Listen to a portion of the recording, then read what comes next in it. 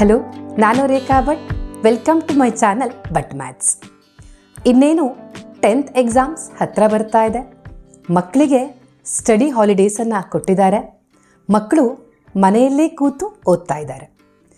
ಈ ಸಮಯದಲ್ಲಿ ಪೋಷಕರು ಮಕ್ಕಳಿಗೆ ಅವರ ಓದಿಗೆ ಸಹಾಯವನ್ನು ಮಾಡಬಹುದಾ? ಖಂಡಿತ ಮಾಡ್ಬೋದು. ಯಾವೆಲ್ಲ ರೀತಿಯಲ್ಲಿ ಸಹಾಯ ಮಾಡ್ಬೋದು ಅನ್ನೋದನ್ನು ಇವತ್ತಿನ ವಿಡಿಯೋದಲ್ಲಿ ನಾನು ನಿಮ್ಮ ಜೊತೆ ಹಂಚ್ಕೊಳ್ತಾ ಇದ್ದೀನಿ. ಈ ವಿಡಿಯೋವನ್ನು ಕಂಪ್ಲೀಟಾಗಿ ನೋಡಿ, ನಿಮ್ಮ ಫ್ರೆಂಡ್ಸ್ ಆ್ಯಂಡ್ ಫ್ಯಾಮಿಲಿಗೆ ಶೇರ್ ಮಾಡಿ. ಹಾಗೆಯೇ ಇನ್ನೂ ಯಾರೆಲ್ಲ ನಮ್ಮ ಚಾನಲನ್ನು ಸಬ್ಸ್ಕ್ರೈಬ್ ಮಾಡಿಲ್ಲ, ಸಬ್ಸ್ಕ್ರೈಬ್ ಮಾಡ್ಕೊಳ್ಳಿ. ಬನ್ನಿ, ತಡ ಮಾಡ್ದೇ ಇವತ್ತಿನ ವಿಡಿಯೋನ ಸ್ಟಾರ್ಟ್ ಮಾಡೋಣ. ಫಸ್ಟ್ ಪಾಯಿಂಟ್, ತುಂಬ ಪೋಷಕರು ಹೇಳ್ತಾ ಇರ್ತಾರೆ, ನಮ್ಮ ಮಕ್ಕಳು ರಾತ್ರಿ 1 ಗಂಟೆ 2 ಗಂಟೆವರೆಗೂ ಓದ್ತಾ ಇರ್ತಾರೆ, ತುಂಬ ಚೆನ್ನಾಗಿ ಸ್ಟಡಿ ಮಾಡ್ತಾ ಇದ್ದಾರೆ ಅಂತ. ನೋಡಿ ಪೋಷಕರೇ, ಬೆಳಗಿನ ಅವಧಿಯನ್ನು ಸರಿಯಾಗಿ ಉಪಯೋಗಿಸ್ಕೊಂಡು ಓದಿದರೆ ಮತ್ತೆ ನಿದ್ದೆಗಿಟ್ಟು ಓದುವಂತಹ ಅವಶ್ಯಕತೆ ಖಂಡಿತ ಇಲ್ಲ.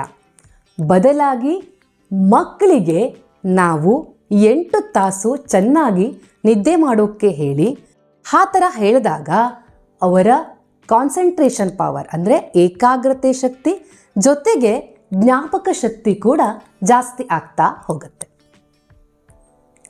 ಎರಡನೆಯ ಪಾಯಿಂಟ್, ನಮಗೆಲ್ಲ ಗೊತ್ತು ಆರೋಗ್ಯವೇ ಭಾಗ್ಯ ಅಂತ. ಆರೋಗ್ಯ ಸರಿಯಾಗಿದ್ದರೆ ನಾವು ಏನನ್ನು ಕೂಡ ಮಾಡ್ಬೋದು. ಈ ಸಮಯದಲ್ಲಂತೂ ಮಕ್ಕಳ ಆರೋಗ್ಯ ತುಂಬಾ ಇಂಪಾರ್ಟೆಂಟ್ ಆಗಿರುತ್ತೆ.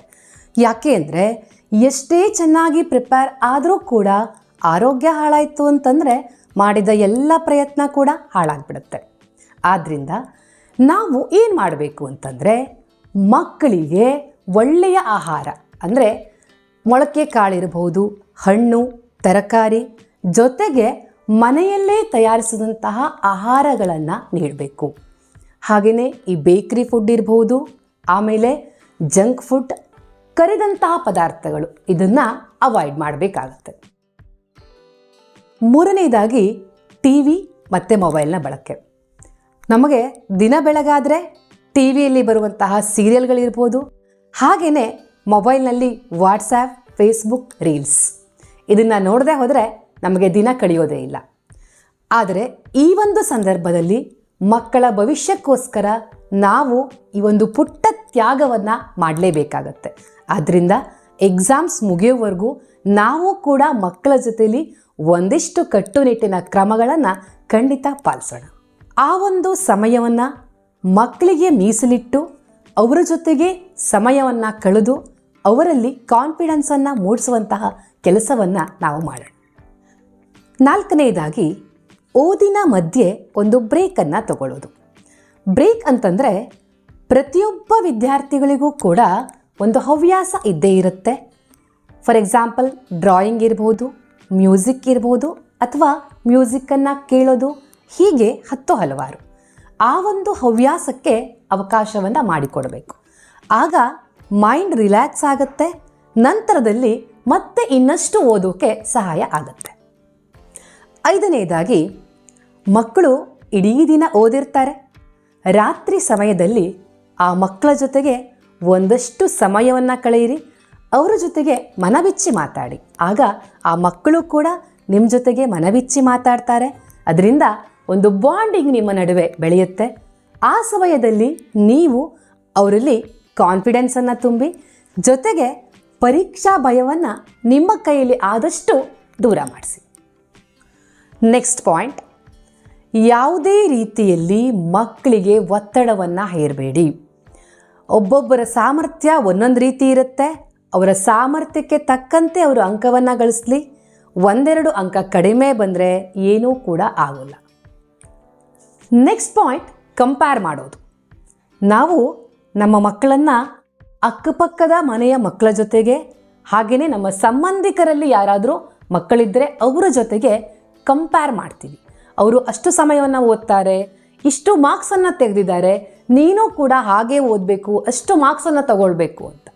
ಆದ್ದರಿಂದ ದಯವಿಟ್ಟು ಮಕ್ಕಳಲ್ಲಿ ನೀವು ಆ ರೀತಿ ಒತ್ತಡವನ್ನು ಹೇರಿ ಕಂಪೇರನ್ನು ಮಾಡಬೇಡಿ. ನೆಕ್ಸ್ಟ್ ಪಾಯಿಂಟ್, ಇದನ್ನು ನಾವು ಸೂಕ್ಷ್ಮವಾಗಿ ಗಮನಿಸಬೇಕು.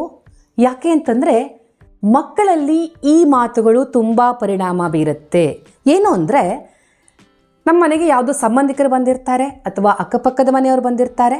ಅವರ ಎದುರು ನಮ್ಮ ಮಕ್ಕಳು ಏನೂ ಓದ್ತಾ ಇಲ್ಲ, ಅವರಿಗೆ ಈ ಸಲ ಚೆನ್ನಾಗಿ ಮಾರ್ಕ್ಸ್ ಬರೋದಿಲ್ಲ, ಈ ರೀತಿಯಾದಂತಹ ನೆಗೆಟಿವ್ ಮಾತುಗಳನ್ನು ಅವರ ಎದುರಿನಲ್ಲಿ ನಾವು ಆಡ್ತಾ ಇರ್ತೀವಿ. ಇದು ಮಕ್ಕಳ ಸೂಕ್ಷ್ಮ ಮನಸ್ಸಿನ ಮೇಲೆ ತುಂಬ ಪರಿಣಾಮವನ್ನು ಬೀರುತ್ತೆ. ಆದ್ದರಿಂದ ಆದಷ್ಟು ಮನೆಯಲ್ಲಿ ಪಾಸಿಟಿವ್ ವಾತಾವರಣವನ್ನು ಉಂಟು ಮಾಡಿ ಈ ರೀತಿ ನೆಗೆಟಿವ್ ಮಾತುಗಳನ್ನು ಆಡುವುದನ್ನು ಬಿಟ್ಟುಬಿಡಿ. ನೆಕ್ಸ್ಟ್ ಪಾಯಿಂಟ್, ಮಕ್ಕಳಿಗೆ ಪ್ರಾಣಾಯಾಮ, ಯೋಗ ಮಾಡುವಂತಹ ಅಭ್ಯಾಸ ಇದ್ದರೆ ಅದನ್ನು ಎಕ್ಸಾಮ್ಸ್ ಬಂದಿದೆ ಅಂತ ಸ್ಕಿಪ್ ಮಾಡಬೇಡಿ, ಅದನ್ನು ಮುಂದುವರಿಸೋಕ್ಕೆ ಅವಕಾಶವನ್ನು ಮಾಡಿಕೊಡಿ.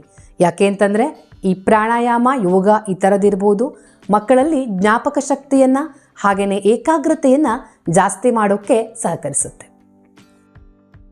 ಕೊನೆಯದಾಗಿ, ಮಕ್ಕಳಿಗೆ ಎಕ್ಸಾಮ್ಸ್ ಕಂಪ್ಲೀಟ್ ಆಗೋವರೆಗೂ ಯಾವುದೇ ರೀತಿಯ ಫಂಕ್ಷನ್ಸ್, ಪಾರ್ಟಿಗಳಿಗೆ ಕರ್ಕೊಂಡು ಹೋಗೋದು ಅಥವಾ ಮನೆಯಲ್ಲಿಯೇ ಫಂಕ್ಷನನ್ನು ಮಾಡೋದು ಎರಡನ್ನೂ ಕೂಡ ಅವಾಯ್ಡ್ ಮಾಡಿ. ಇದರಿಂದ ಮಕ್ಕಳಲ್ಲಿ ಸಹಜವಾಗಿಯೇ ಓದುವಂತಹ ಮನಸ್ಥಿತಿ ಕ್ರಮೇಣ ಕಡಿಮೆ ಆಗಿಬಿಡುತ್ತೆ. ಇವತ್ತಿನ ವಿಡಿಯೋ ನಿಮ್ಮೆಲ್ಲರಿಗೂ ಇಷ್ಟ ಆಗಿದೆ ಅಂತ ಅಂದ್ಕೊಳ್ತೀನಿ. ಹೀಗೆಯೇ ಇನ್ನಷ್ಟು ಕಾನ್ಸೆಪ್ಟ್ಗಳ ಜೊತೆಗೆ ಮತ್ತೆ ಬರ್ತೀನಿ. Thank you for watching.